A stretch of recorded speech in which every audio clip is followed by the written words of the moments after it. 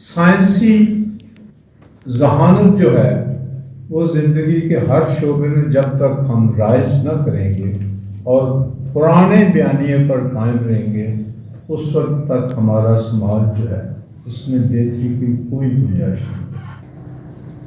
اس وقت ہم جس صورتحال میں موجود ہیں یہ پاکستانی قوم کی اجتماعی خطاؤں کا ثمر ہے۔ حالات آپ کے یہ ہیں کہ جب آپ اپنے شہری کو بنیادی جو سہولتیں ہیں وہ بھی نہیں دیں گے تو جو آپ کو دے رہے ہیں اس کو آپ کو کتنا ٹائٹ کریں گے۔ سوال اٹھتے رہتے ہیں لیکن سوالوں پر غور کرنے کے لیے ضروری ہے کہ وہ کتاب جو مجھے تاریخ میں نصاب میں لازمی طور پر پڑھائی گئی اس میں جو پاکستان کا خاکہ مجھے بتایا گیا اس نسل کو وہ یہ تھا کہ پاکستان ایک اسلامی ریاست ہے، بھی بنانی ہے، اس کا بھی بیسک را مٹیریل ہم نے امپورٹ کرنا ہے، تو گورنمنٹ چاہتی ہے کہ ہم کیوں نہ وہ بیسک را مٹیریل بھی یہاں بنائیں۔ اس میں آج اگر پاکستان کے سنجیدہ فہم و فراست والے لوگ اور پاکستان سے محبت، اس قوم کے ساتھ محبت کرنے والے لوگ، پاکستان کے نسب و رحم کے ساتھ محبت کرنے والے لوگ اگر مل بیٹھ کے اس پہ ڈبیٹ شروع کر دیں، اس پہ بات کرنا شروع کر دیں، اس کے مسائل کا سنجیدہ تجزیہ کرنا شروع کر دیں تو انشاءاللہ آنے والا کل بہتر ہو سکتا ہے۔ دیکھیے میری تاریخ میں پاکستان کے ساتھ کوئی المیہ نہیں ہوا، کوئی حادثہ نہیں ہوا پاکستان کے ساتھ۔ اس وقت ہم جس صورتحال میں موجود ہیں یہ پاکستانی قوم کی اجتماعی خطاؤں کا ثمر ہے اور یہ ہمارے ہاتھوں کی کمائی ہے جس میں آج ہم سب ایک مشکل صورتحال سے گزار ہیں۔ آپ کسی کو بھی نہ زیادہ الزام دے سکتے ہیں نہ کسی کو منہ بڑا کر سکتے ہیں۔ دیکھیے دنیا میں قومیں جو ہیں یہ ایک مشترکہ نسب و لحاظ پہ قائم رہتی ہیں۔ جب راجمان ہوتی ہے تو پھر چار چاند اس کو لگ جاتے ہیں۔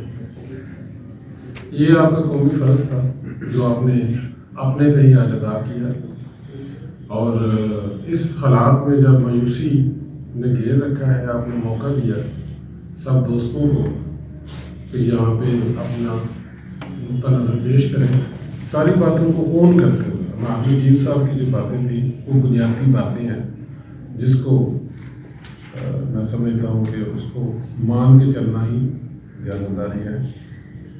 دو تین چیزیں ہیں، ایک تو جو محدود مایوسی ہے اس کو تسلیم کرتے ہوئے لامحدود امید کو بھی رد نہیں کرنا چاہیے۔ تو صاحب نے بھی اچھی بات کی ہے اس میں سارا۔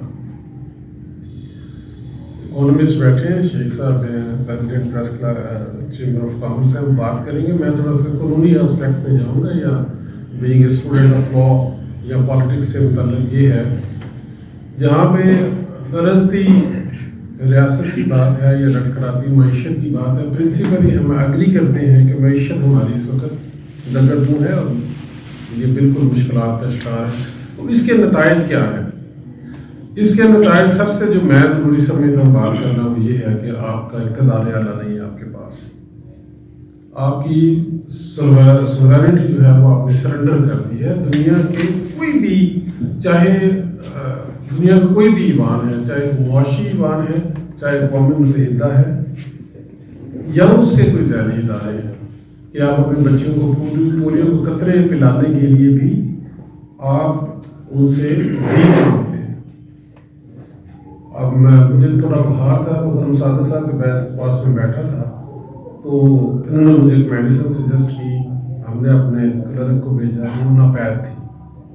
حالات آپ کے یہ ہیں کہ جب آپ اپنے شہری کو بنیادی جو سہولتیں ہیں وہ بھی نہیں دیں گے تو جو آپ کو دے رہے ہیں اس کو آپ کو کتنا ٹائٹ کریں گے۔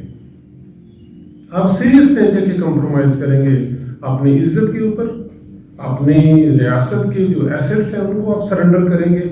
آپ دیکھ لیں جو آپ ڈیپلی اس کو اگر اسیس کریں تو آپ جو قرض لیتے ہیں یا جس طرح سے آپ کتنے ادارے آپ کے اپنے قومی جو انسٹیٹیوشن ہیں ان کے سامنے سرنڈر ہیں، گروی رکھے ہیں، آپ کی پارلیمنٹ سے لے کے شارع دستور سے لے کے آپ کا ہر موٹر ویز تک آپ لٹرلی دیکھیں، چاہے آپ اس کو لٹرلی لیں یا پریکٹیکل فارم میں لیں، ہے وہ سرنڈر۔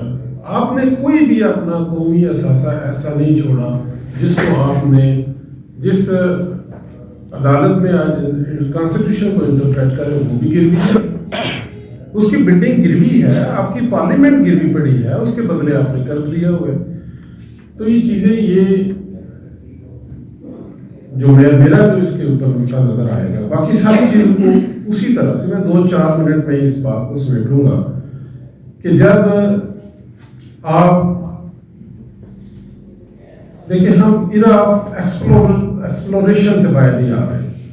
70 साल हो गए आज तक हम ये डिसाइड नहीं कर सके कि पाकिस्तान में कौन सा सियासी निज़ाम राइज होगा, पाकिस्तान में कौन सी मुआशी पॉलिसी नाफज होगी, हमारा जो सबसे मजबूत मुआशी निज़ाम है वो किस तरह से होगा। आप 47 से लेकर आज तक डिसाइड नहीं कर सके कि हम किस तरह से अपने मुल्क को चलाएंगे, हमारी क्या पॉलिसी होगी, हमने आज तक ये डिटर्मिन ही नहीं किया कि हमने क्या आपका जितना कानून है क्या आपकी बूदोबाश और लोगों के रहन सहन से मुताबिकत रखता है। इग्नोरेंस इस मुल्क का सबसे बड़ा जो है तरक्की के लिए। तो स्टेट स्टेबिलिटी जो है यही हमारा अल्टीमेट ऑब्जेक्ट है। और मेरे ख्याल में बीइंग फॉलोअर ऑफ कॉन्स्टिट्यूशन कि जब तक principle of rule of law जो है इसको फॉलो नहीं किया जाएगा, ट्रांसग्रेशन होगी इन डोमेन ऑफ अदर्स, दूसरों के मामलात में, तो कभी भी रूल ऑफ लॉ जो है वो नहीं होगा और आपकी इकोनॉमिक स्टेबिलिटी भी नहीं होगी और आपकी स्टेट स्टेबिलिटी भी नहीं होगी। बात काफ़ी हुई, मेरे सीनियर्स ने, कोलीग्स ने काफ़ी बात की स्टेबिलिटी के हवाले से, ट्रांसग्रेशन के हवाले से भी कि ये नहीं होनी चाहिए। मेरे ख्याल में सबसे ज़्यादा रिस्पॉन्सिबिलिटी जो है वो आज हम ये बात कर रहे हैं कि ये कंट्रोल डेमोक्रेसी है, ये कंट्रोल डेमोक्रेसी नहीं है, it is more than control democracy मेरी दानिश में। और इसकी सबसे जो top of the line responsible है वो हमारा जुडिशल सिस्टम है, जो कि मुकम्मल तौर पे डिटीरिएशन का शिकार है। क्योंकि बात हमारे साहब ने भी की कि कुछ प्रॉब्लम्स हम शुरू से लेके since the Inception of this country लेके साथ चल रहे हैं, जिसमें मिलिट्री का वो माइंडसेट भी उसमें शामिल था कि जो हमने उन लोगों से लिया था कि जो जिनकी हम कॉलोनी थे। लेकिन मैं ये कहता हूँ कि वो लोग भी इंडिजिनस लोग हैं, इसी खित्ते के लोग हैं, इधर के रहने वाले लोग हैं। तो आज ये जो बात हम आज कर रहे हैं, बहुत सी क्रिटिसिज्म भी हुआ है, ये मैं अगर इसको ईरा ऑफ क्रिटिसिज्म कहूँ, टाइम ऑफ क्रिटिसिज्म कहूँ, वेदर इट इज़ ड्यू और अनड्यू, तो इसमें ये गलत बात नहीं होगी। और आज हमें आज़ादी है कि हम ओपनली क्रिटिसाइज़ कर सकते हैं। जो मेन बात है जो करने वाली है वो यही है कि तमाम इदारों को अपने अपने डोमेन में रहना चाहिए। और ये जो आपने रिस्पॉन्सिबिलिटी ली है, मैं ये ग्रास रूट लेवल से इस बात को लेके चलते हैं कि सिविक रिस्पॉन्सिबिलिटी हम तमाम जितने भी ऑर्गन्स हैं, जितने भी इदारे हैं, हमको लेके चलने चाहिए। और ये स्टेबिलिटी रीजनल सिक्योरिटी की बात नहीं है, सिक्योरिटी ऑफ सब्जेक्ट जब तक नहीं होगी, जिस तरह शेख साहब ने बात की कि हम समाज को जब तक मजबूत नहीं करेंगे, हम अपने मुल्क को मजबूत नहीं। बहुत सैर हासिल, बहुत संजीदा और बहुत खूबसूरत गुफ्तगू हुई है। लोधी साहब ने मुकालमे की बात के लिए जब उन्वान भेजा तो सियासत का तालिब इल्म होने के नाते मेरे लिए ये एक फिक्र अंगेज़ी का मरहला था कि जब मुआशरत लड़खड़ाई हो, रियासत पर लर्ज़ादारी हो और सियासत झगड़ालू हो, तो मैंने एक लम्हे के लिए तफक्कर किया और सोचा कि क्या मुआशरत का कमजोर होना हमारा अलमिया है? क्या सियासत का झगड़ालू होना हमारा अलमिया है?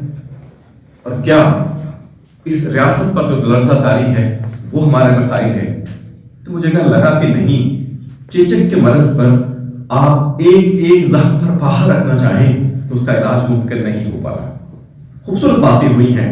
इस मुल्क की 75 साल तारीख इतनी खूबसूरत है कि आप जाकिरीन की तरह उसका लौहा जितना पढ़ना चाहे उतनी ही गुंजाइश उसमें मौजूद है, बहुत गुंजाइश मौजूद है। बहुत खूबसूरत गुफ्तगू की खुर्रम सादक ने अदाद शमार से उसको तकवीत बख्शी।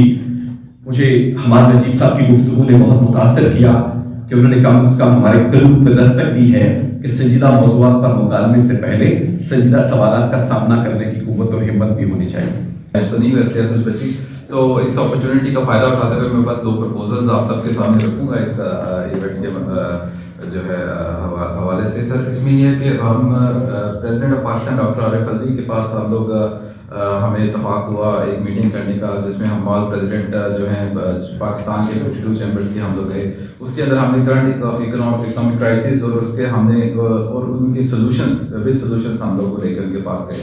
تو ہم نے وہاں پہ جا کے وہ کافی ہم نے وہ میٹنگ بھی کی, ان سے ڈسکس کیا سارے ایشوز ہم نے جو ہے. اس کے بعد وہ میٹنگ جب وہ ہماری کمپلیٹ ہوئی, جب کنکلوڈ کرنے لگے پریزیڈنٹ صاحب, انہوں نے اس میٹنگ کے کنکلوژن میں انہوں نے یہ بات کی, انہوں نے کہا دیکھیں میں آپ کو سن سکتا ہوں لیکن میں اس پہ کچھ آپ کی ہیلپ نہیں کر سکتا. ٹھیک ہے, تو لیکن انہوں نے پھر ایک ہم سے ایک بات اس کے آگے بھی ایک بات کی. انہوں نے کہا لیکن آپ سب یہاں پہ آئے ہیں, لیکن آپ سب مجھ سے ایک وعدہ کریں کہ جو آپ بات کر رہے ہیں اکنامک کرائسس ہے, ملک کے حالات جو ہے وہ ڈاؤن ہیں, ہم لوگ دن بدن نیچے جا رہے ہیں, لیکن جو کام آپ کر رہے ہیں آپ وہ جاری رکھیں گے. تو یہی میں بات آپ سب سے بھی کروں گا یہاں پہ کہ ہم لوگ جو کام کر رہے ہیں, جیسے آپ نے ڈائلاگ کا انیشیٹ کیا, اس کو ڈائلاگ کو آپ انیشیٹ کریں, اس طرح کے مزید ایونٹس آرگنائز کریں. چیمبر آف کامرس بھی ہم لوگ اپنے پلیٹ فارم سے ہم لوگ بھی کوشش کر رہے ہیں کہ ہم لوگ اپلفٹ کریں, اپنی انڈسٹری کو بوسٹ کریں. بیسیکلی انڈسٹریلائزیشن کی طرف ہمیں موو کیا جا رہا ہے. گورنمنٹ پالیسی یہی ہے, جو امپورٹ بین ہوئے وہ سارے معاملات ہوئے, مقصد یہی ہے کہ ہم لوگ جو امپورٹ بیسک را مٹیریل سارا ہمارے میرے صدر صاحب یہاں بیٹھے ہوئے ہیں, ہمارا basically value addition based industry ہے ساری کی ساری. ہم لوگ بیسک را مٹیریل تک, یہ اگر پلاسٹک باٹل بھی بنانی ہے اس کا بھی بیسک را مٹیریل ہمیں امپورٹ کرنا ہے. تو گورنمنٹ چاہتی ہے کہ ہم کیوں نہ وہ بیسک را مٹیریل بھی یہاں بنائیں. تو آپ کو پتہ ہے وہ ذرا ناموزی مٹی بڑی زرخیز والی بات ہے کہ یہاں پہ وہ انہوں نے اس چیز کو تھوڑی سی محرومی دی ہے عوام کو. انہوں نے کہا یہ بیسیکلی ہم لوگ اس کو جب تک بند نہیں کریں گے فیسیلیٹیٹ کرنا, کیونکہ چائنا سے ہر چیز ریڈیلی اویلیبل ہے. ہمیں ہم نام لیتے ہیں, آپ کی بال پین کا نام نہیں چائنا سے اسی ٹائم آپ کے پاس آ گئی, لیکن یہ کہ جب تک ہم اس پہ ریسٹرکشن نہیں لگائیں گے, اس پہ پابندیاں نہیں لگیں گی, تب تک ہم لوگ اس پہ کام ذرا شروع نہیں ہوگا. تو انشاءاللہ امید ہے کہ وہ انڈسٹریلائزیشن کی طرف جب ہم جیسے جائیں گے, نئی یونیورسٹیز لگیں گی, local basic raw material manufacture ہوگا تو وہ ہماری بہتری کی طرف جائے گی. دوسرا سر, جب تک پولیٹیکل انسٹیبلٹی ہے تب تک اکنامک اسٹیبلٹی نہیں ہو سکتی.